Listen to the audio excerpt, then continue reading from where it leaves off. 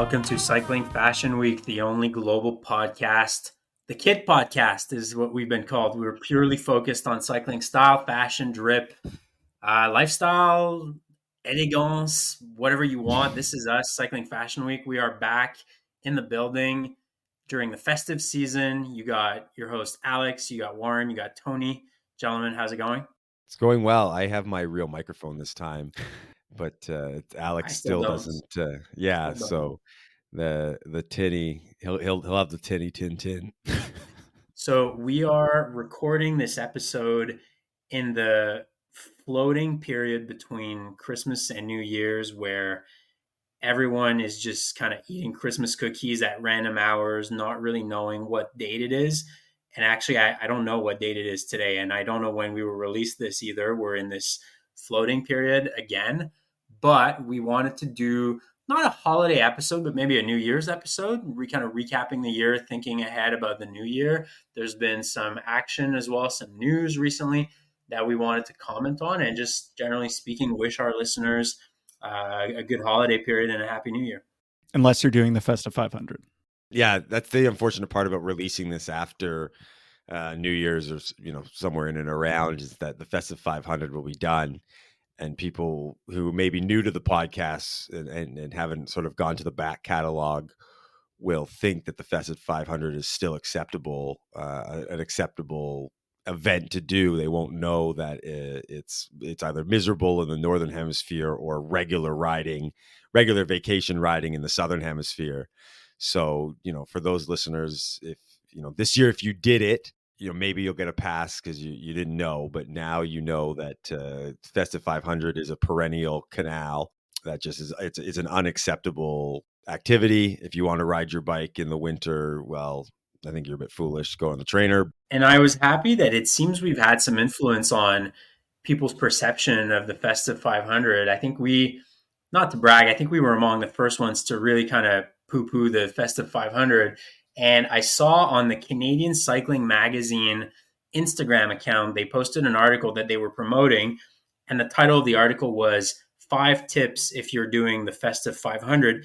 And something like 20 commenters, it was a massive ratio, something like 20 commenters had a comment to the effect that tip number 1, just don't.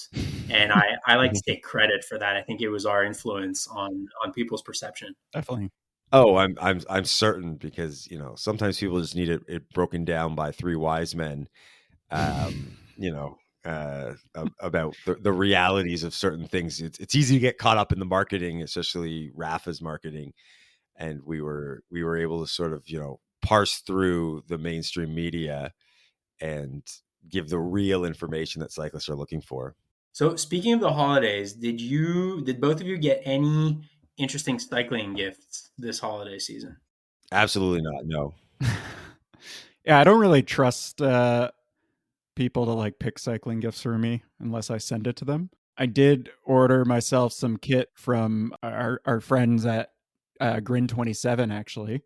So looking forward to that. I forgot to mention in our last episode that our other friends at BBUC, Really Unicorn, were very nice to send us some kit as well, months ago at this rate. But I just wanted to give them a shout out for that, because that was a nice pre-Christmas gift, and been wearing some of this stuff out in late fall weather, and it was pretty good for Canadian fall, early winter. So, not a Christmas gift, but it was a gift, and I just want to say thank you to them for that, and enjoying the kit so far. I got some espresso mugs, which maybe qualifies as a cycling Christmas gift. Now, it wasn't the Campagnolo Christmas espresso cups, but still, that maybe qualifies as part of it. It would have been nice to get the gold Campagnolo corkscrew, but did not get that. I think it's 2,000 euros or something. Tony and I are saving up to give that to you, Alex. Yeah. Not speaking of Christmas, but speaking of the Festive 500, because there's actually another podcast out in the world, a cycling podcast, that also is now trashing the Festive 500 a little bit for the similar reasons we did 2 years ago, which is basically spend time with your family. You spend all year riding your bike. You can take a few days off. You don't need to do 500 kilometers in a week, which is, probably a bit more than you might average in a normal summer week, depending on your lifestyle and whatnot. So this podcast, the podcast hosted by two Australians that I have given a chameleon to before, because it's the only other funny podcast about cycling out there, as far as I'm concerned. They gave us a bit of a shout out in a recent episode, except they didn't say our podcast name, because I think the one of the two hosts called us that podcast that only talks about kit. It was a positive shout out, and we're very thankful for that. But because of that, I'm just going to say the podcast hosted by two Australians. That's pretty funny. It's about cycling. They big timed us. Let's be honest here. They big timed us. They big timed us, but they gave us a shout out, and I don't know. Maybe we'll try to do like a collab episode with them in the future. They sort of alluded to that. No, I'm alluding to it. So maybe if we just drop into each other's DMs, it'll actually happen. So, guys, end of year podcast, beginning of year podcast. This is the time for resolutions or wishes for the new year. Anything that you would like to see more of or less of in the cycling world in 2024? I mean, obviously, I'd like to see less social media and photos, right? Like, I'd like to see more people just enjoying the ride for the sake of it. I do think we're sort of heading that way with Strava. People seem to be losing faith in Strava. It's winter season, so I certainly, as someone who doesn't use it at all anymore, I certainly don't check it in the winter. Sometimes I'll check it a bit in the summer just to see what people are up to. But a lot of comments, partly Strava themselves with what they've done with their premium, taking things away, that people sort of felt were standard. And Strava is now officially a dating app as well, right? You can slide into random people's DMs. Yeah. I mean, that might be the biggest turnoff for you're on a group ride and someone sort of meets you, you're tagged in their ride, or I'm forgetting how it all works, rode with or something, and then it was a person you thought was interesting on the ride, and you start to chat them up. And I think that might turn some people off of Strava. But yeah, in general, I just think the sharing, I think let's get to just riding for its own sake, for its own enjoyment. Again, computers, power metrics, all those things that I think are good to some extent, but should be at least put away every once in a while, and just get out on your bike, not knowing necessarily how far, how fast, what your power was, and just enjoy riding and ride by feel. On Strava, and less about New Year's resolutions, I've noticed in the last few weeks, I feel like they've taken away almost everything you used to be able to see on a free account, because I didn't renew my premium subscription this year, and I had more stuff, and then past few weeks, more and more stuff has disappeared, except I can message people. I have had one single DM on Strava, and it was from Italian Alex, who I think sent it just to bother me.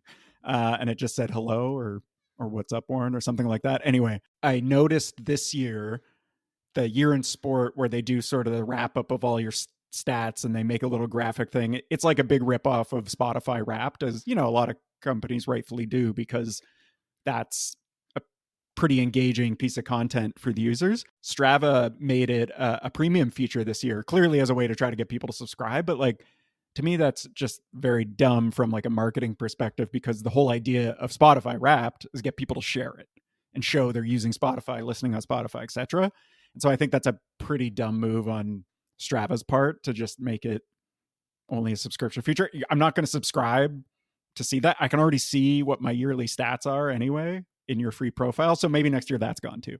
I didn't know that, because like I said, I'm not using Strava anymore, but I get that they need to sort of run a business. They're probably looking to be profitable after, just using venture money for the first 10 years of their life. So I do understand that, like, switch to premium and then sort of paywall thing. So it sort of forces people. But from a marketing perspective, if something is supposed to be sort of social media shareable, which, like you said, these wraps, Spotify wraps are, that's something you can't put behind a paywall. Like, you have to let that, because you have to push and show that people are still loving Strava and they're using it. And, especially people who are really into sharing it, they're going to have big numbers because they're trying to impress people. So that I didn't know that, but that is a terrible idea. And whoever is sort of running that marketing strategy at Strava needs to be fired immediately. The reality is that they run a business that relies on people's narcissism in order to generate revenue. So it's perfectly natural that many of the more narcissistic features of Strava, namely flexing your numbers, etc., would become a paying feature because that is how they generate revenue. So I think in line with what Tony was saying, I think maybe one thing that would be nice for 2024 is, yeah, less sharing, less narcissism in the world of cycling and more actually enjoying the ride would be a good thing. When somebody shares their year in sport graphic, always, but especially this year on like Instagram, that is like an immediate mute from me. I'm muting you. I already follow you on Strava. If I follow you on Instagram, I know what your numbers are. I know you crush 10,000, 15,000 kilometers or whatever. So I agree with that. And then on a similar vein, what I would kind of love to see less of too is I feel like cycling brands are, maybe it's the same amount, but they're just relying so much on influencers these days. And I would just like to see less of that, whether it's, I know they got to do marketing, they got to do photo shoots, videos, etc. with people.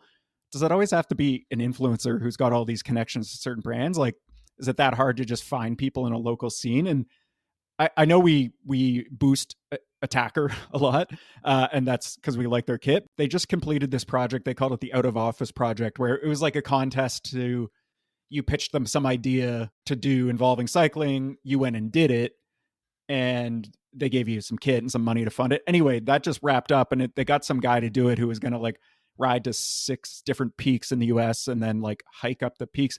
But he wasn't an influencer. He was just some guy, as far as I can tell. Like, I could be wrong about that. Where I'm going is I just, it's kind of shows that you could do content and you don't have to just have influencers. And I'm not saying, they don't use influencers ambassadors, but I feel like I would just like to see just more content like that. The guy didn't even complete the project properly. And to me, that's almost more interesting than just like a photo shoot at the top of a mountain.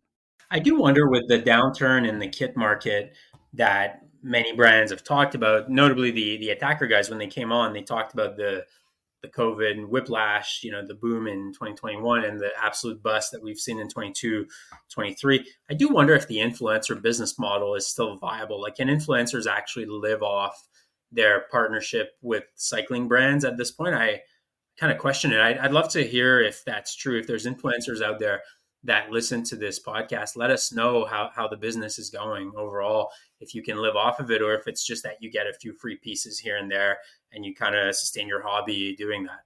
I also want to say with the, always love Attacker, but I think that also that's kind of what the start of, that's how influencers start. Like, very true. I don't know if they always sort of start, I'm going to be an influencer. It's like they kind of start with this, adding a little more, image or something to their rides. And then they sort of see, as numbers go up and engagement goes up, they start to see it as like a viable thing, right? Because maybe a brand reaches out, they get a few free things, and then all of a sudden it's sort of their primary focus. So it's an interesting thing, because I think also, and I was sort of, besides us, that podcast that talks about kit, I think there's not a lot of great outlets, unfortunately, for kit brands to market, because, it's a fairly niche product, this kind of cycling kit. Magazines are sort of gone by the wayside, so you're not advertising in there. A lot of them, the ones we talk about, they're not going to get on pro teams' backs. They're not going to be able to do that. And so there's not a lot of sort of ways beyond the social media to do it. And as much as we lament it and find it a bit frustrating, I'm not really sure if there's another answer for these brands besides their own social media, but then using influencers to push their product, or at least get eyes on their product. I mean, we're obviously one of the most sort of important marketing and use of advertising with the interviews we do. I'm sure if they were to share the metrics, the sales must just boom astronomically after they come on, right? We just such a loyal, listener base. But I just think that there's not a lot of ways for these brands to market, and social media is kind of the only way for them to get their brand out. And I think that, within their own social media and sort of, advertising they can do on Instagram or TikTok or whatever is only so much. So they sort of push the influencer. Although I wonder, one thing I was sort of thinking about on an aside to it is, because the influencer, I don't know what kind of money they make, but they certainly can gain some product or whatever from these brands. How do the brands vet the follower count? Because obviously that's a huge portion of it, right? Is you don't want to give you're not going to give all this stuff someone 300 followers. So when they have 12 grand, 15 grand, or 12K, 15K, is the brand checking and seeing if those are bought followers? Because I feel like there's enough at stake as an influencer that there's a risk you would buy those followers. I think that so that means that, to me, if they have, then the brand, if they're giving them stuff, they're sort of devaluing, because part of the idea is that if you have 15,000 followers, at some level, they're getting a lot of eyeballs on their product, good or bad, whether you like follow influencers or not. So are these, again, maybe some of the brands that listen to us that have ambassadors, let's be kind and call them ambassadors, can reach out and say, do they have a way to vet that if they're starting with someone and they say 15,000 followers, that person actually has 15,000 or close to 15,000 real followers, and not purchase followers or bots or anything like that, people that would actually, possibly make a purchase. We definitely purchased our followers on Instagram. So we purchase our listeners. Yeah. We are an anti-profit podcast, not just non-profit. We lose money on this show. So we actively lose money purchasing listeners. The only other thing that comes to mind of like what I'd love to see less of is race and event prices to stop going up. Like, I know inflation, all that, blah, blah, blah. Like, and people are saying they got to charge these prices to break even and stuff like that. But again, I'll mention this podcast. We're an anti-profit. We are giving to the cycling community. If, maybe run an event and lose a bit of money and you'll still feel good about yourself, And, we gave our good friend, the vegan cyclist, a shout out this year for running a free event in California, right? Now, I do understand at the same time, though, Warren, that, the cost of organizing these events is going up. You have to sometimes get the local police to provide security. You got to get the food. You got to get the beer. These things have gone up in price, and it's, some labor is involved as well. So I understand this thing, but it's nice to see people like the vegan cyclist actually put out a free event out there. And, again, shout out to him for doing that again. I agree. I don't know if he's going to do that again, but I will say it's like, most of the events I do not have police blocking off roads. The roads are open, and Tony always says, like, why do these? Because you can just copy the Strava route and do it the next day or the next weekend. And he's right for the most part. And I get it. Some people are doing it because they want to do it with a big group. Some people want to treat these events like a race if they're not an actual, cross or road race. I'm thinking more like kind of gravel type events or road fondos. It's a good question, and I'm kind of feel like it might head that way if the prices keep going up, because like you start wondering, like, what am I really getting from this event besides a route that is usually good but not always? It's not a guarantee. Like the P2A route, P2A Paris to Ancaster, is a long-standing sort of season opener gravel race outside of Toronto, and the price keeps jumping astronomically every year, and it's the same route, and it's not a very good route to begin with. Like, they do use some private property, so I get it, but it's just, so you can't ride it except on that day. So there is some exclusivity there, but like the route's not that good. It's point to point. You have to do like a car ferry to do it. Anyway, that's the whole other event. Oh, and also it's like an open, a big portion of it's sort of like an open single track, where sometimes there'll be people like walking their dog along there. Or, I mean, one year, I guess there was someone who didn't like that cyclist sort of took over, so they cut down a bunch of logs and laid it across. So, and fairly large, heavy logs too, not things you just sort of push out of the way. So, you're going hard, and then you get to this kind of bottleneck stop, and you realize everyone's getting off and walking over these sort of huge trees that someone sort of cut down and placed. I mean, that's a bit of spite, which I respect the spite. But I mean, in terms of you're paying them money to just, like, I just don't get it. Like, I get the kind of big group, there's a feeling of it, and then, to be honest, from my little bit of experience with these sort of gravel fondos, you only really end up in a group for like the first few K, right, when everyone sort of takes off, and then eventually, like, you're sort of with your buddies, or maybe one or two people of your sort of speed. just kind of basically by yourself. Like you're not really. There was that time I pushed you up the hill at D2R2 in Massachusetts. Yeah, we rode together, but we weren't really riding much with other people. Like it wasn't like we were in this massive group. We felt like we were in the peloton. We definitely weren't racing the course, but No, we were No, we finishing definitely it. were not. And we were more concerned with getting to the finish line Yeah. before the time limit. I mean, I almost think that that's really the only reason to do a gravel race is when it's outside of your locale, where Yeah. understanding the route is difficult. Like D2R2 was great for us because we were not from Massachusetts and Vermont. Yeah, it's a fun weekend with your friends.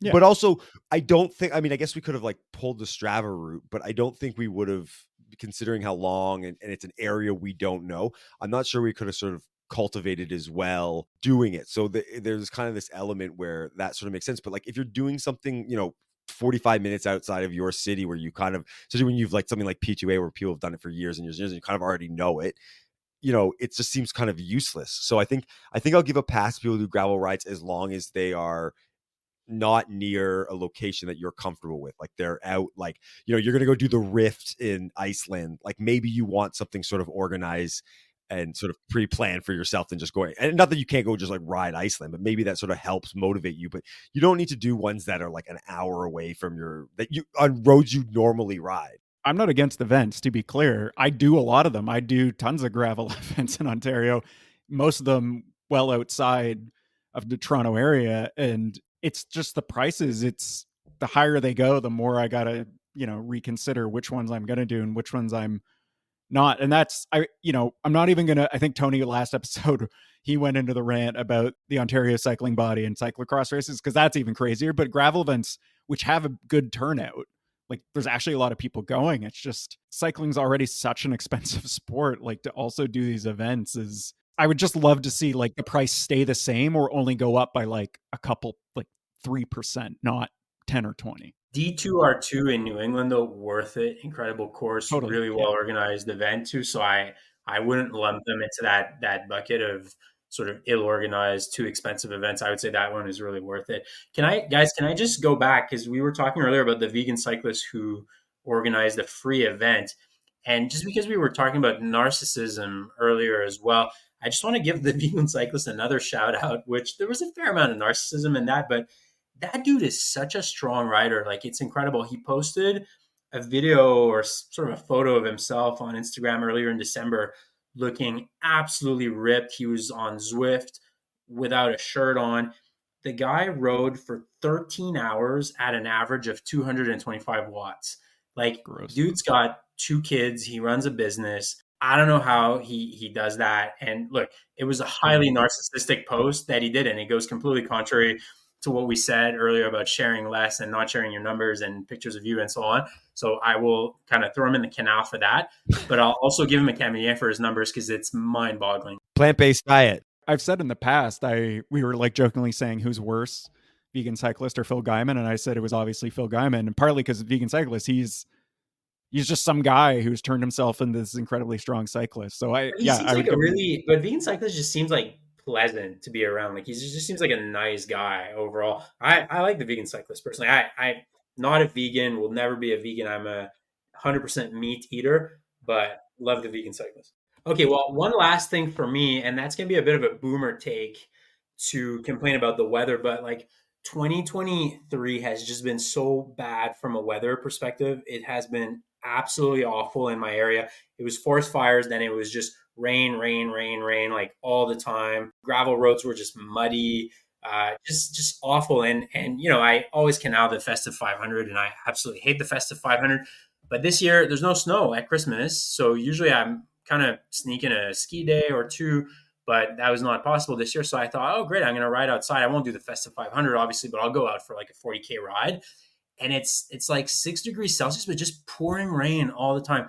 If I could put 2023 behind me from a weather perspective and just look forward to a sunnier 2024, that would be good, because it's just been garbage. And I realize that's a boomer take to complain about the weather, but whatever, I'm going to run with it. It's just been so awful this year that I hope it's better. And I hope that's not what global warming is, because it's going to suck for me if that's what it is. Yeah, this weather sucks. I want more sunshine in 2024. Okay, all right. Well, that's it for the 2023 recap, 2024 look ahead. Warren, give me that freewheel sound, please.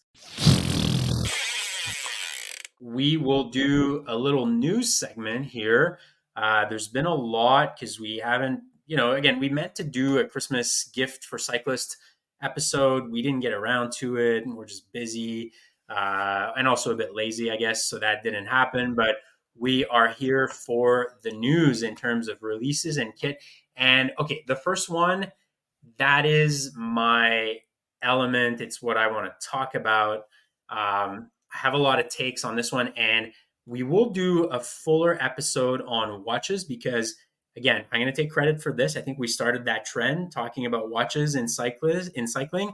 And guess what? A few months later, the brand that we love, MAAP from Australia, released a cycling watch. So I think that this justifies us doing a full episode on watches for cycling, and we will do that shortly. But I think we have to comment on the MAAP UNIMATIC watch that was released as a limited edition. I think there's 1,500 of them or something like that. So the MAAP UNIMATIC cycling watch, I will describe this. So it's the UNIMATIC MAAP Modello Quattro. So UNIMATIC is an Italian company. So they describe it as a modern military style tool watch that delivers utilitarian function and a shared vision to merge aesthetics and performance. So that is very much the MAAP ethos. They released this as a cycling watch, so something for you to wear while on the bike. And let me describe the watch. So the case is made of titanium, so it's a very light watch. On the flip side, though, titanium doesn't really catch the light the way that steel does, so it won't reflect very well, but it's going to be very, very light. It has the shape, I would say, of a traditional sort of diver. Does not have a turning bezel, though, with minute markers on it like you would typically see on a dive watch. It has a fixed titanium bezel. I'll comment on that a little bit later. And the bracelet that it comes in is a sort of, I guess, rubber type bracelet that says MAAP on it. It also comes with a NATO strap as part of a huge box that they send you when you buy that watch. The box it's bigger than the Omega Speedmaster box. It's a big freaking box. So sorry, I said the limited edition was 1,500. It's actually a limited edition of 100. Mm-hmm. The size of the watch is a 40 millimeter watch, so that's pretty standard for your typical sports watch. If you look at most of the Rolex professional line, they'll tend to be around 40 millimeters. Some of them got a bit larger in recent years, though, but the traditional size is 40 millimeters. Again, comes in a huge plastic box. It sounds like you're carrying heavy weaponry in that thing. It's actually pretty ridiculous. And in terms of the watch, so it has water resistance of 300 meters. The case thickness is 12 millimeters. It's got a 22 millimeter lug width. I will comment on that later. And the other thing that is interesting about this is it's a quartz movement. So it is a quartz movement. It's a Seiko quartz movement. It is a sweeping hands quartz movement. So you got that kind of smooth movement of the seconds hand. The watch is mostly gray. I guess the tones are gray. It's got that diver. If you look at the dial, it's got that typical diver with the triangle at 0 or 60 minutes. It's got sort of hour dots in general, except it's got rectangles at 3 o'clock, 6 o'clock, and 9 o'clock. The 6 o'clock rectangle, though, is horizontal, which is weird. You don't typically see that a lot. And I guess that's about it. That's the specs for the watch. Now, guys, again, this is kind of I'm probably the biggest watch nerd on this podcast, so I have a lot of takes. I will give you an opportunity to dish out your takes before I go, because I think I'm going to have a lot to say here. Why don't I just go quickly, Tony, since I'm the least experienced watch person, and you guys kind of got me interested in watches like 2 years ago, and just as someone who knows almost nothing about watches, because I think you guys are going to have much more educated things to say. The price alone, which I think Alex left out, $1,600 or $1,500. Yeah. Australian. So sorry, I messed up my thing. I said it was a limited edition of 1,500. It's actually $1,500, and it's a limited edition of 100 watches. So there you go. It's 1,600 Australian, around 1,500 Canadian. What is that, like 1,200 US? Anyway, when I see that amount of money for a quartz watch, is just crazy to me. And I only own 2 watches, and my first one was a Psycho 5 sports watch, which this one I would because it's also a dive watch, looks quite similar. And I paid $300 for it. I think I got it on sale. But one interesting thing you didn't mention, Alex, is it seems like it would actually be quite hard to look at while riding, like to actually look and read the time. Yeah, that's one of my main criticisms. I think Yeah. you hit the nail on the head. Anyway, but that's another. And then just the price. Like, I get it. That box it comes in probably costs $1,000 on its own, but it's just the price.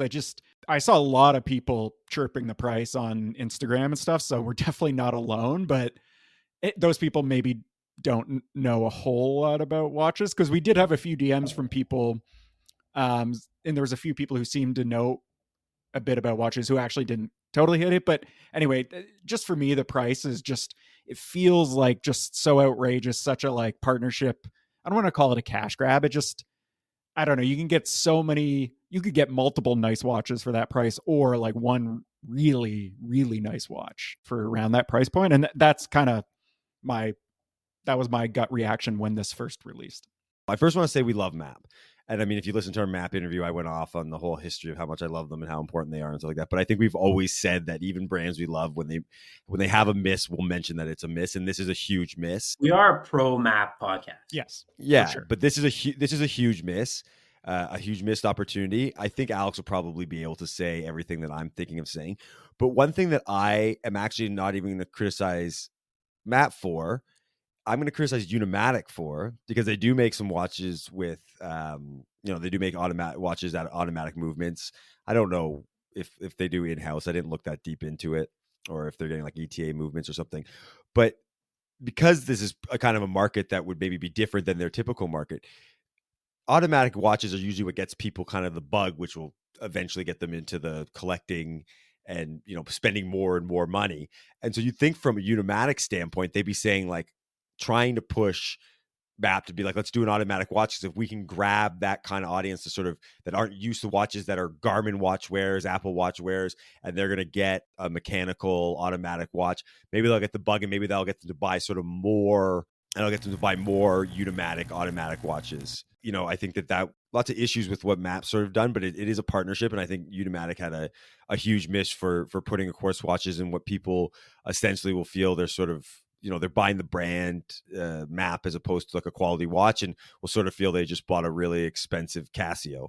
Which, by the way, sorry, my last take is that if you do want a great quartz sturdy watch to ride on all sort of terrain, the colloquially known Casio or the G-Shock, remind me, Alex would probably remind me, it's the GLS 2000, I think, is like $120. Quartz movement, great watch, robust, can be ridden anywhere.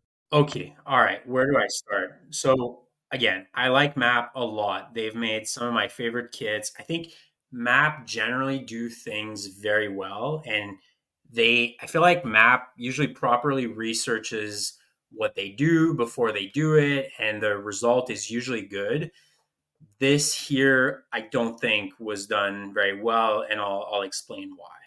So I think, Warren, you touched on it. The legibility of this watch, which is your ability to quickly read the time just by glancing at your wrist, I think is quite problematic with this watch here. There's a few things wrong with the legibility. First of all, if you look at the dial, the fact that it's gray, white on gray, that's fine. You can see the hour markers well. I don't know how I would do in a very sunny environment, though, which is usually why you'll have a black dial for your divers, because by having a black dial, you have more contrast between the hour markers and the dial, and therefore it'll be more legible. This one, I don't know how it would perform in the sun, but I think it's fine what they've done. What is really bad, though, from a legibility standpoint, is that if you look at the dial at 11 o'clock, they have a diagonal MAAP logo that's right there, which is exactly the length of the hours hand on the watch. So essentially, let's say you're going downhill, you're going 50 kilometers an hour, you're kind of negotiating potholes and cars or something, and then you happen to look, okay, on my late getting home, you glance at your wrist. Well, not only do you have to figure out where the hours end is, but you also have to deal with this MAAP logo, which is at 11 o'clock, which adds to the complexity of reading the time. I think that is a major design fail from. So I understand that it's cool to have that MAAP design in diagonal there, which MAAP do that a lot on their kit. But on a watch, that's actually really bad because it interferes with your ability to read the time. Secondly, the horizontal rectangular hour marker at 6 o'clock doesn't make any sense. That's not usually not how watches are designed. I think that takes away from the legibility as well.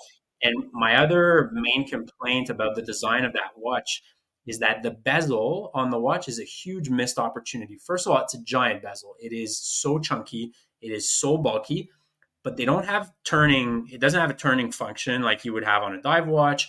It doesn't even have minute markers like Arabic numeral minute markers. It's just like a chunk of metal that sits there doing absolutely nothing for you and taking away from the watch. And you kind of wonder, well, what is it? Like, is it a dive watch? Is it, is it a field watch? What is it? It doesn't have the functionalities of either.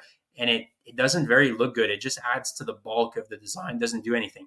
The other thing from a design perspective that I don't really like about this, that's a 40 millimeter watch, which is fine for a sports watch, but it's got a 22 millimeter lug width, which means that the width of your bracelet is going to be overly large relative to the case size of the watch. Like typically for a 22 millimeter lug width, you would want like a 42 or 43 millimeter watch. So that, it makes for a very wide bracelet relative to the watch. And finally, Warren touched on it. The fact that it's a quartz movement, I think, is kind of disappointing. If you're selling a watch at that price, one would think that you're appealing to watch enthusiasts, and watch enthusiasts will kind of struggle to get excited for a quartz movement, generally speaking. Someone actually sent us a DM and said, well, the reason why they do this is because when you're riding, the vibrations on the automatic movement would be too taxing on the movement, and it would mean that you would need to service it more frequently. But honestly, I don't think that's true. A lot of watches are very robust. They've been built to be military watches used in kind of, situations where there's a lot of vibrations, etc. And you wouldn't require more. And honestly, I think what they're probably aiming this watch at kind of high beasts or people who don't know too much about watches. So obviously the watch community is pretty nerdy about these things. I mean, I just went on a rant here that I think exposed how nerdy I can be about this, but I am sure that the watch nerds of Reddit or the internet in general just, didn't like this release, obviously. So I don't think it was aimed at that, but I generally think I was very surprised that MAAP released this. I kind of wish they had thought about these things ahead of time. And UNIMATIC is actually a respected maker of watches. So I'm surprised that UNIMATIC didn't tell them, hey, maybe let's not do that. Like, let's do it a little bit different. So I wish it had been done differently. Honestly, if people are looking for an alternative to the MAAP UNIMATIC watch, one that, in my opinion, looks nicer and is potentially a better watch would be formerly the Seiko SKX007, which was discontinued and turned into the Seiko 5 Sports that both Warren and Tony own. And I think that has served them very well on rides. I'm not surprised they did this. I to be honest, I kind of expected Panoramal to do a watch collab release first, but the part of the negative reaction for me is disappointment, because like when they teased a watch, I was like, oh, that could be interesting. And as Tony said, I think it's almost like I'm more disappointed because it's from MAAP and it feels like a miss, and maybe they'll rebound and release something even cooler in the next year or two. There's no reason why I would buy something like this over the Seiko 5 Sports I've been wearing the last 2 years on almost all the riding I do. And it's been great. No issues. Really legible for riding. People be like, why do you need a watch? You can read your time on your Garmin. Well, you can take the time off your Garmin if you have it and, have less fields and blah, blah, blah. Anyway. And you can not use your Garmin too. Or that, I've said before, I love the data. I think there's going to be more. I could see if Panoramal doesn't have a watch collab in the works, or if they didn't before, they definitely do now. So put it this way, I like that they did a watch, and I was really excited when I learned that they were doing a watch, but I was really disappointed when I actually saw the watch. Yeah, I'd agree. And let's say one positive thing, which is I think the case back is pretty nice. Yeah, the case back is nice. It is probably the only thing I agree. I think the sort of circular MAAP logo on the case back is pretty nice. And I'm actually happy they didn't do an open case back, because that would have been lame. I mean, open case back for a quartz movement makes no sense. Instead, they did kind of a cool design thing on the case back. But again, you don't really see the case back, right, when you're wearing it and looking at it. So it's unfortunate that that's the only positive thing we have to say. But also, just to add to our earlier New Year's resolution thing, I would like to see more people with let's just call them analog watches, like not the Garmin, not the Apple. People just wearing watches. It's a like I said, sometimes I don't ride with the computer, so I actually do need to tell the time without sort of reaching in my pocket, pull my phone. And also, it's just a great accoutrement to your cycling outfit. I just think it adds a lot of style. We've teased, an upcoming special that we'll just talk about watches with a special guest, and you'll see that cycling and watches have a great history together. Okay, all right. Moving on to the next topic we were going to talk about, and this one is actually not so well. I guess it is kind of a style element, and it's the UCI banning angled-in brake levers in 2024. So again, the UCI just being the no fun police coming in to ban the extreme inward inclination of brake levers for the 2024 season as part of the World Tour. Essentially, they're saying that this is on the issue of safety, saying that from the UCI's perspective, they are concerned that extreme inward inclination of brake levers is taking away from the performance of the braking, and that it is a danger to riders to the same extent that the super tuck was a danger to riders. So the UCI kind of taking away an aesthetic thing that riders do. I mean, is it fair to say, guys, that we all kind of angle in our brake levers a little bit? A little. I don't think to the degree which has resulted in the UCI banning it. Like mine are like very like from far away, probably not noticeable. More noticeable on my like cross bike. I do it a little more because it's not actually for aerodynamics. It's more for like control off road and on single track. But yeah, I do a little bit, but not like the borderline sideways ones you sometimes see. So I find it more comfortable when your brake levers are a little bit angled in, because I don't know, I just find my shoulder blades tend to be a little more compact when I do that.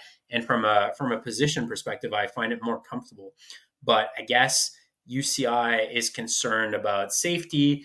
I would say pro riders started doing this. I'm not sure what the original reason, if it was to be kind of more tucked in and more aero, or if it was for looks, but that sort of creeped into the amateur peloton, with average Joes and average Janes kind of angling in their brake levers to look pro. But now the UCI is canceling that. So what is our take on that? My take, and it's kind of unfair, and it doesn't really relate to the pro peloton. Whenever I see this in the wild, the like really dramatically angled in levers, either they actually race. Skylar, she has her levers quite angled in quite dramatically, but she races, so I give her a pass on that. But the only other people I really see doing it are sort of like, cycling hype beasts who are really like usually wearing Panormal, which that's kind of the unfair comment. Those are the people I tend to see it, and those people often don't actually race. So I'm just curious as to, do you really need to angle in your levers that far for like, your fast group ride? I don't know. So I love the look of the slightly tilted in. I actually, when I got my, had the issue with the Marinoni and it got rebuilt, when they sort of put it back together, they sort of had them almost actually flared sort of outward a little bit. I don't know. They weren't really thinking, and it really does look worse, especially if they're flared outward. So I like the slight in, and I think that, we can criticize the influence for copying, but the aesthetics are what are important. So I think it should always be slight in. But the really extreme in, it's not about, oh, let's criticize the certain type of person. It's that it sort of reminds me of like a guy on like a Canadian Tire bike that's sort of like busted up. Like it's sort of, when it goes too far, it looks like you crashed or something. It doesn't offer that sort of nice streamlined aesthetic. Like it starts to look like you've crashed, and then sometimes you see, and they're sort of not, they're not tilted in symmetrically. It's kind of hard to get that angle to look right. So I think, let's just avoid extremes. I think the slight tilt in is a much better look than sort of them being dead straight, or especially if your brake levers flare out, then you got big issues, right? Like that should be that UCI better make sure they're banning flared out brake levers and flared handlebars, which is a whole other thing. I don't like those. Yeah. You make a good point about the crash, Tony, because as somebody who crashes fairly often in cyclocross races, like often what'll happen is, whichever side I fell on, my shifter will get leaned in really far. And I always have to you straighten it a little bit during the race to get it back reasonable if you can. So it does kind of look busted up when I think about it. Okay, next release we're going to talk about. So we didn't do our usual review. I guess we'll do it maybe next year as the kits sort of slowly drop from each UCI World Tour team.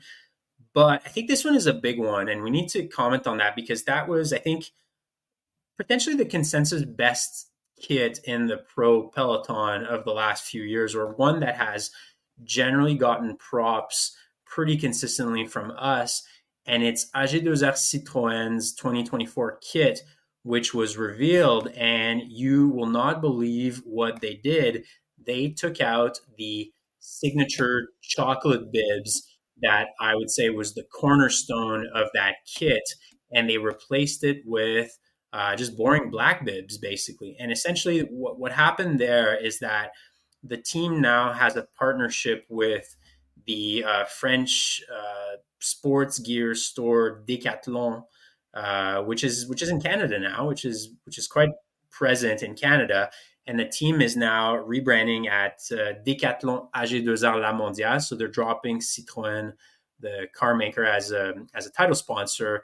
And essentially, they are going sort of all in on the Decathlon coloring, which is this sort of baby blue color.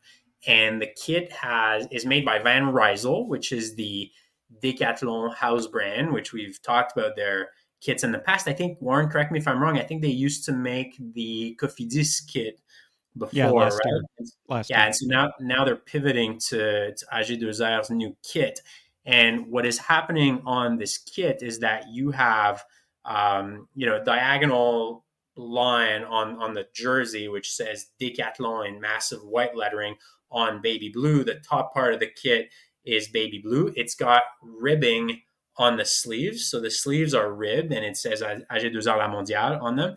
But then at the bottom of the kit, you have black bibs, essentially. So they ditched the chocolate bibs. And I guess white was a pretty prominent color of the former AG2R kit. It was mostly the main coloring, I would say, was chocolate and white. Now it is much more sort of baby blue, white, and black is the direction that they've gone in. And, I think a lot of the commentary on that kit on the internet has been negative. People compared it to some of the historically bad kits. Well, I actually would disagree that some of these were bad, but like Chazal, or some person said that Cipollini's Zebra kit was bad. I actually think that was an awesome kit. Acqua e Sapone, but regardless, I would say the reception has been negative here. What did you guys think? I'm going to go quickly because I actually already left a comment on the team's Instagram account with the Cycling Fashion Week account, which just says something to the effect of like, you used to have the best kit in the peloton and now you look like a local masters crit team. And that's exactly how I feel about this new design. Listen, I get it. You need to use the Decathlon brand colors if they're your main title sponsor. You need the blue. But like, you could have had baby blue bibs. You could have had white bibs. The black just feels lazy and just safe. And that's more than anything what I don't like about it. And it just, that like 3-color mix now just makes it look like any kind of local race team. Like, it, to me, is not very distinctive at all. And that's really what I don't like about it. And they went from, in my opinion, was one of, if not the best kits in the pro peloton, whether, and I'd say that was the case many years, but especially in 2023, the white jersey and brown bibs was really nice. And yeah, that's kind of it. It looks like a Masters crit team. Yeah, I don't have much to add. I mean, it's so disappointing.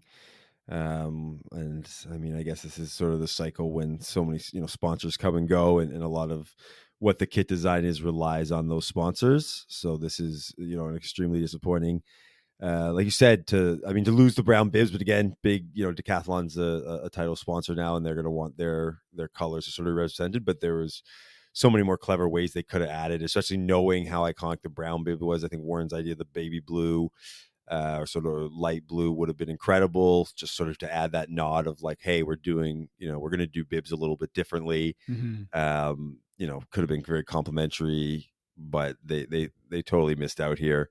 And I mean, I'm just hoping it's not sort of signs of things to come in terms of the release of sort of new kits of anything we like, or maybe it's a sign that if the best kit falls off, maybe what are they called now? Jayco will design a good kit.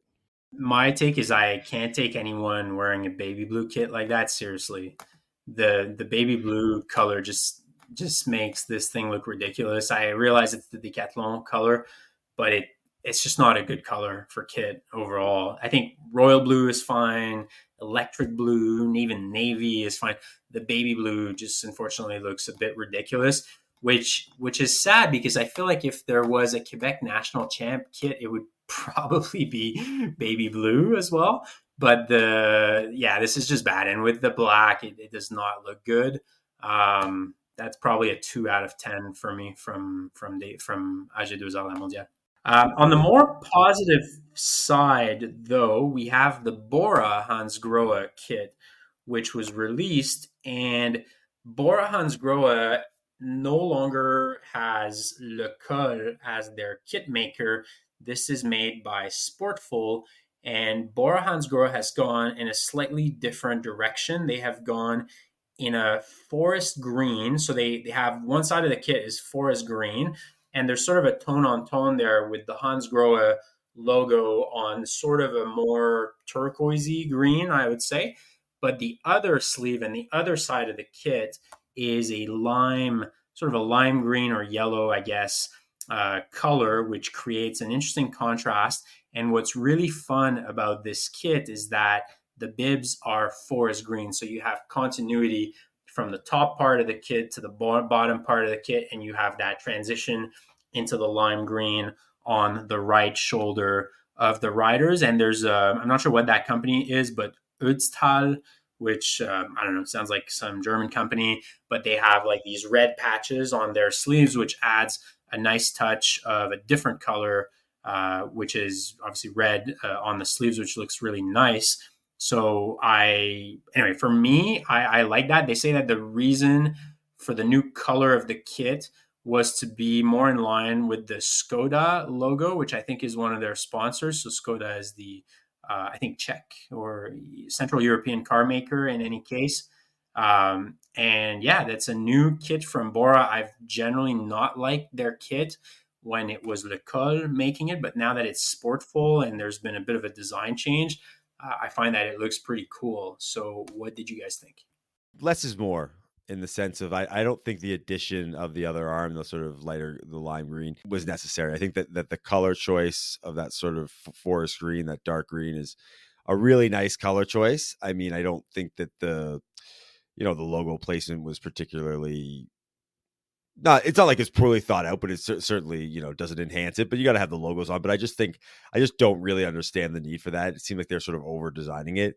There's nothing wrong with one solid color, especially when it's a really, really sort of nice color like that. So I do like it, but I just think they could have completely avoided that lime green or sort of yellow. It's hard to tell on my screen exactly what it is. Just totally unnecessary. But the rest of it is pretty good. I agree with you, Tony, that it does feel a bit over designed, but for some reason the lime green kind of works for me. And this actually kit was what prompted that podcast hosted by two Australians to give us a shout out, as they were talking about this kit and they realized they didn't know what they're talking about and they should give us a ring to see what we think. And they did like this kit, and I do too. The little lime green shoulder works, and I would go back to a point you often make, Tony, is I think it will make them stand out in the peloton, that little pop of lime green. And to be honest, when I saw this, it reminded me that I still want to buy a pair of lime green bibs from Attacker. So I need to do that. But overall, I like it, and I think it'll stand out pretty well. But I yeah, I can't disagree that it does feel a little over designed. Props to Bora Hansgrohe for their new kit. The last one we will comment on is, I guess, the team formerly known as Jumbo Visma, now known as Visma Lease Bike. And maybe this requires a bit of background because I think it fits well with the running theme of this podcast, which is the commercial ineptitude of pro cycling. When I guess the winningest pro team right now, which I mean, Jumbo, I'm going to stop calling them Jumbo, but Visma Lisa Bike, which is, I guess, a bit of a dynasty right now in pro cycling. They're sort of the 2010s or 2000s New England Patriots, but in cycling, they just keep winning everything.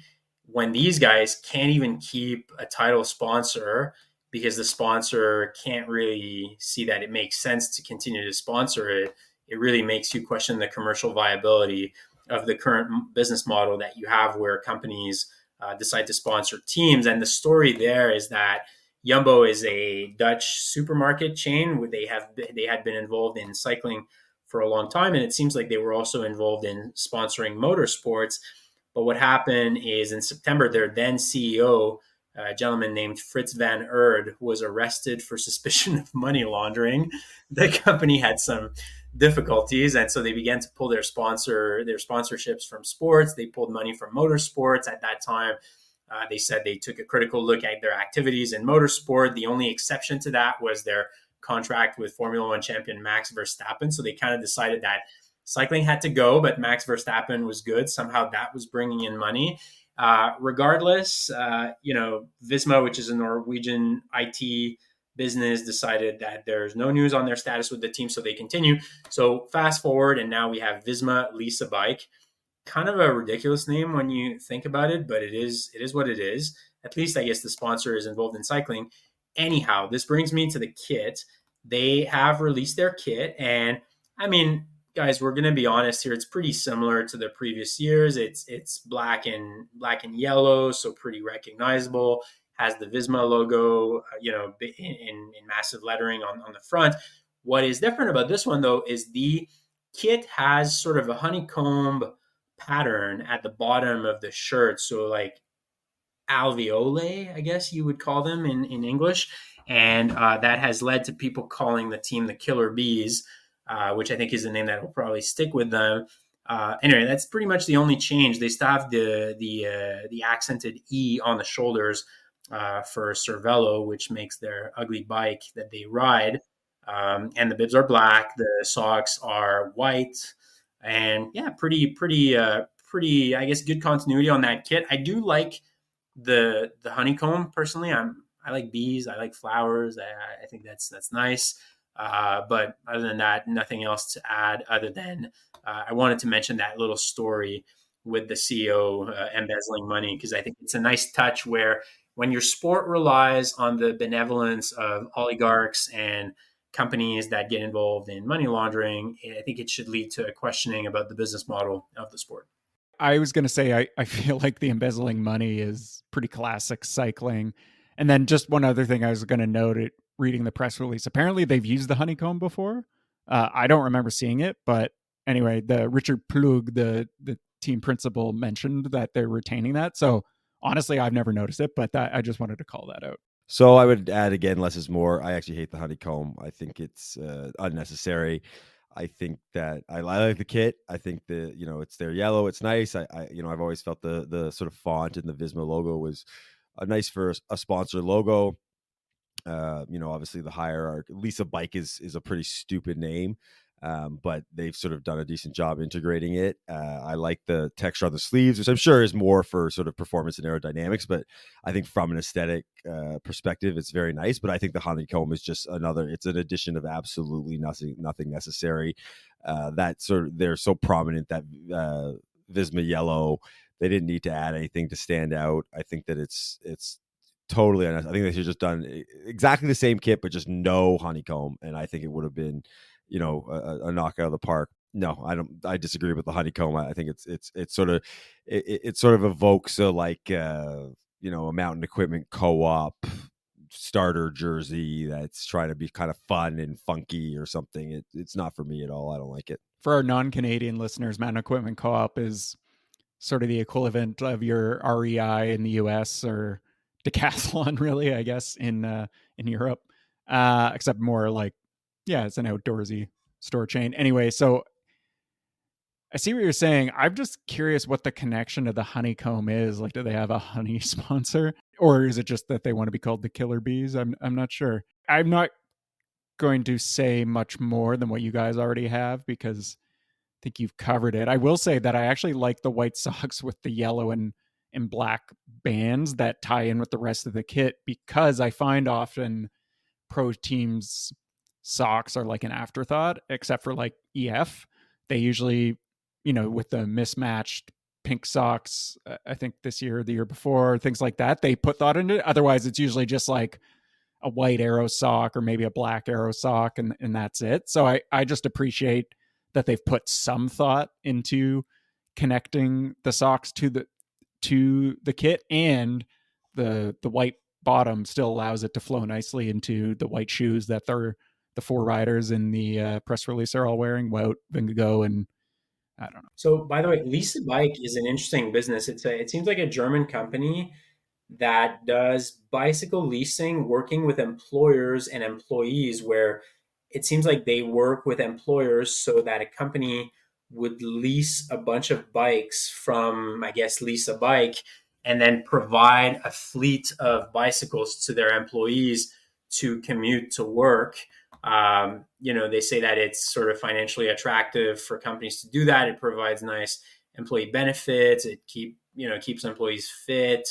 And they do that. And it seems like they also do that with bike dealers as well. I guess leasing a bike the same way you would lease a car. So pretty interesting. I guess, I don't know. The only difference though is the purchase price of a bike tends to be a little lower than the purchase price of a car. Although these days, I guess it depends. But I just wonder if the sponsorship makes sense to the extent that people watching pro races who will see Lease a Bike on the jersey of the Visma team, do you think that the watchers already own a bunch of bikes? I would venture to say the over-under is 2.5 bikes per viewer on average. I'm not sure they will be willing to lease a bike, but anyway, that was just an aside here. Listen, it's part of cycling, dumb team names, but to me, it just sounds like the teams riding leased bikes, which I guess technically they are. The riders don't own the bikes. And then, as has been pointed out by many people on the internet, if you use the acronym of Lease a Bike, the team could be called Visma Lab, which is maybe not the best look for a team that had not doping accusations, but Jonas Vingegaard doing that insane time trial during the tour last year and that kind of thing. It's just kind of funny. Would you prefer Visma Lease a Bike or Visma Launder Money? Was Jumbo using the team to launder money? I don't think so. I think it was unrelated to the team. I think just Jumbo got into some issues with their former CEO. I'd love to do an episode on just, former title sponsors and owners of title sponsors, and just how many can we sort of fit in to have some sort of a legal issue or human right something violation. Comes up, human right violation. Like what can we do? And there's going to be a lot. I sometimes with it, I know that it didn't sort of start in the same way at the start of pro cycling, 100 plus years ago. But since kind of this has been the model, I'm actually sort of amazed it's lasted this long. Yeah. Like that this is the model, and there's still professionals and there's still teams and they're still able to put together, a race season, because it's just such a bad idea to have all your money tied up in sponsors that have nothing to do with the sport, or hoping to just like look for some random exposure and just constantly deciding it's not worth their time, not worth their effort, or committing crimes. Yeah, I guess like the problem with cycling again is you rely on corporate benevolence and oligarchs as well, which hasn't gone historically very well. Remember Oleg Tinkov, right? Where Yes. I guess he got into some financial issues, dropped off. I do want to give Oleg Tinkov a shout out though, because he came out and he actually paid a pretty heavy price for it, but he came out. He was one of the only Russians really to come out against the Ukraine war. and he denounced, Putin's, his words, fascism, which I guess I would agree with. And he renounced his Russian citizenship, lost billions of dollars for it, got banished. His businesses were seized and everything. So, I mean, shout out Oleg Tinkov. I guess there's a cycling angle to this. So one oligarch, I suppose we can stand for. Was that before or after his tax charges in the U.S.? Look, I don't know, but how many other oligarchs in Russia dared to do this, right? They're all scared for their money. And he actually criticized them too. He said they're more concerned about keeping their yachts or making sure that their children can party in Paris and London. Bring back Tinkoff to cycling. Yeah, bring back Tinkoff. I mean, he has no more money, right? It cost him a lot of money to stand against Putin, but at least he did it. Hey, what are you doing? I don't know, I'm just fucking tossing bikes in the river, bro. Next segment, into the Canal, where we will do our last Canal of 2023, first Canal of 2024, depending on when we release this episode. We're in this floater of a period where, time and space are highly theoretical notions between Christmas and New Year's. I don't know about you guys, like I'm full of cheese and chocolate and Christmas cookies and wine. So I don't know where I am, but we will release this soon. Anyway, into the Canal. Warren, what do you got? I'm going to canal what I will call bike films, with films in quotation marks. And what I mean by that is elaborate, high budget pieces of content relative to cycling, the budget, I mean, that like chronicle some epic race or event. What spurred this on is Rafa recently released a film quote unquote film called The Divide, about Lachlan Morton's riding the Tour Divide route. And while he beat the official record, it didn't count because apparently on that course it's supposed to be quote unquote unsupported, which means you can't have a film crew, despite the fact that his film crew wasn't doing anything, but I guess they offer moral support, whatever. Anyway, I don't care about that record part.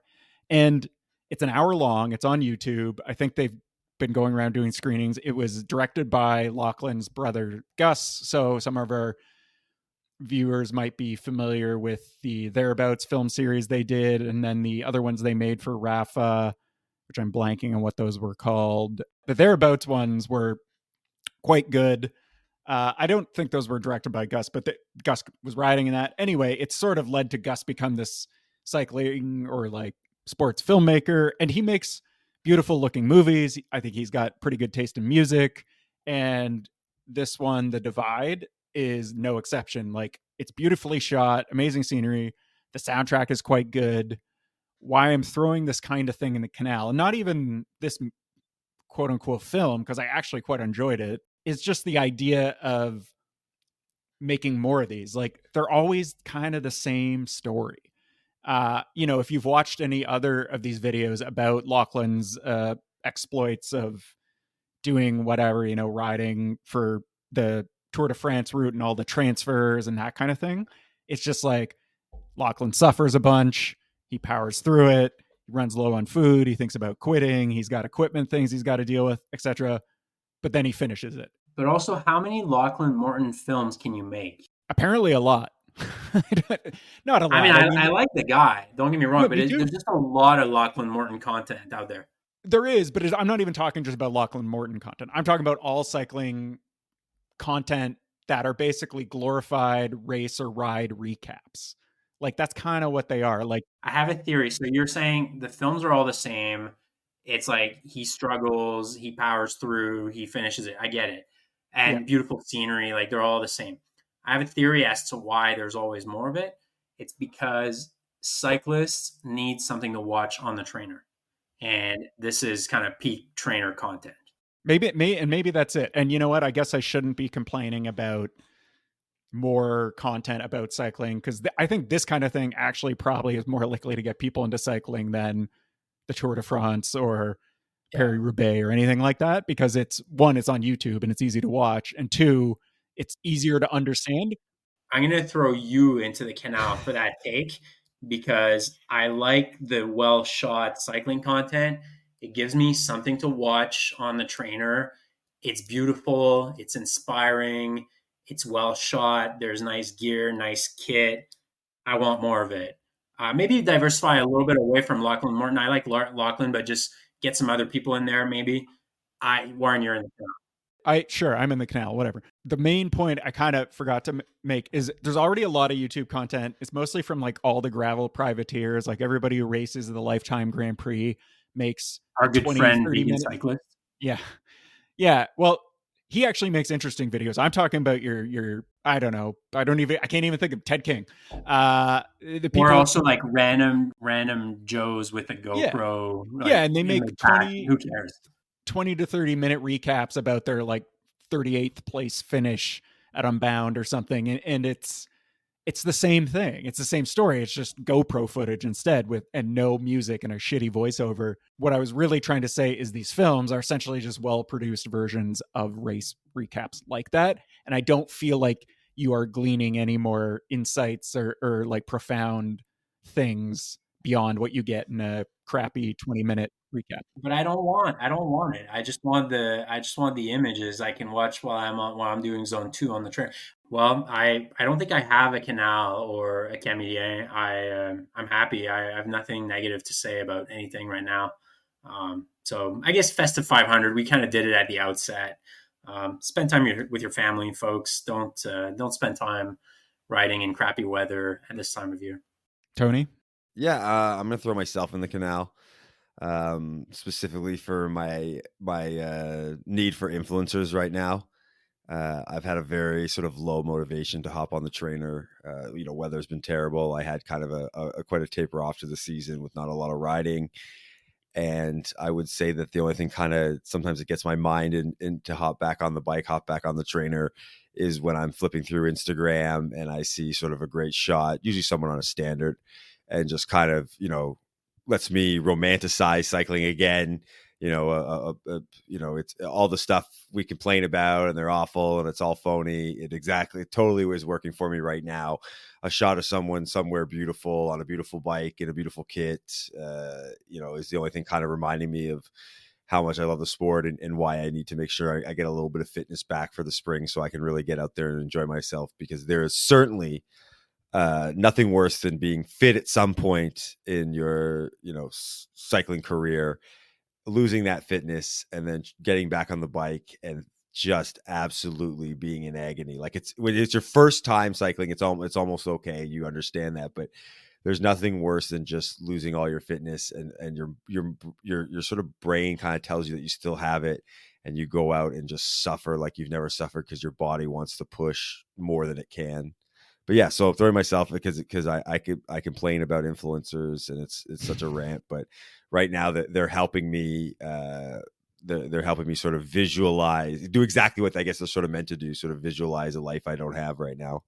I just want to give Tony a Camille here because this is actually quite the thought gymnastics that he used here.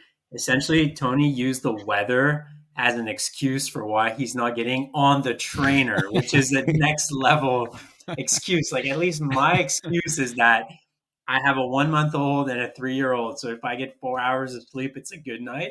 So that is my excuse. Tony's excuse is the weather has been bad, and that's why he's not getting on the trainer. That is some next level. And he has a 9-month-old too, and he's using the weather. That is incredible. I love that one. Like, that's the next level, excuse. You said something about there's nothing worse than having been fit and no longer been fit. But if I listen correctly to my good friends from the Trainer Road podcast, if you have been fit at some point, it means you have that base, and that base just wants to be awoken. And essentially by just doing a bunch of zone 2, you'll get back very quickly to a pretty respectable level. So stop looking at the weather and just get on the trainer, Tony. All right. After I've seen a few really nice influencer photos on Instagram to sort of motivate me, and maybe a beautifully shot race recap. Yeah, watch a Lachlan Morton film. I do want to clarify, both Lachlan and Gus Morton are like forever chameleons for at least doing more than their weight in making cycling content better and more interesting, especially with the Thereabouts movies. So I apologize to them if for some reason they ever found their way to listening to this. It isn't personal. I still feel that way. My Canal stands, but yeah. I actually have a Canal. I said I didn't have one earlier. That I was going to Canal the Festive 500, which is a standard Canal at this time of the year. I actually have a Canal, and it's myself. And the reason I just do that. The reason why I want to Canal myself is because something interesting is happening with me, guys, as I have more children and as I age and are in my late 30s. I have recently had more and more of a desire to ride gravel. And when I'm like sitting around thinking about cycling and kind of having FOMO about cycling, I've been wanting to ride gravel a lot more than wanting to ride road. And if I look at the riding I did this summer and this fall, it was overwhelmingly more gravel than road. And I don't know, I'm just more attracted like to the freedom of gravel and the little roads with no traffic and the adventure of it. And I guess I'm really becoming a dad here. And I kind of hate that because it means I'm going to get into this kind of gravel kit, the gravel fashion, which is awful, as we know. And so I'm kind of slipping down that path, and I'm going to Canal myself for it. Between everybody's takes, we're all in the Canal because Alex, you threw me in the Canal, and then you guys just throw yourselves in the Canal. So that's a first, I think. We've definitely been in the Canal each at some point, but I don't think all three of us have been in the Canal in the same episode. Well, I think it speaks to our great humility, Warren, and I guess credit to us for being probably the most humble podcast out there. Like at this, it's really interesting because at the same time, we are the global style authority on cycling, but we're these just really humble guys too, really approachable. Like people approach Warren at group rides and events, and he's just like a man of the people talking to people. So credit to us for Canal. Yeah, I'm humble as fuck. Okay, that's it for another episode of Cycling Fashion Week, the only global podcast about kit, the Kid Podcast, as the Nero Show called us. Have a great 2024 to Cycling Fashion Week listeners. We hope that all your cycling dreams come true this year. We hope that you up your kit game, that you develop panache, which you undoubtedly have already if you listen to this podcast. So wishing our listeners a great 2024. We are thanking our listeners for being there with us, even though our production quality sucks and we are relatively inconsistent in our frequency with which we release podcasts. But we are very grateful that we have you as listeners, and we will continue to put out content in 2024. So thank you, everyone, and have a very happy new year.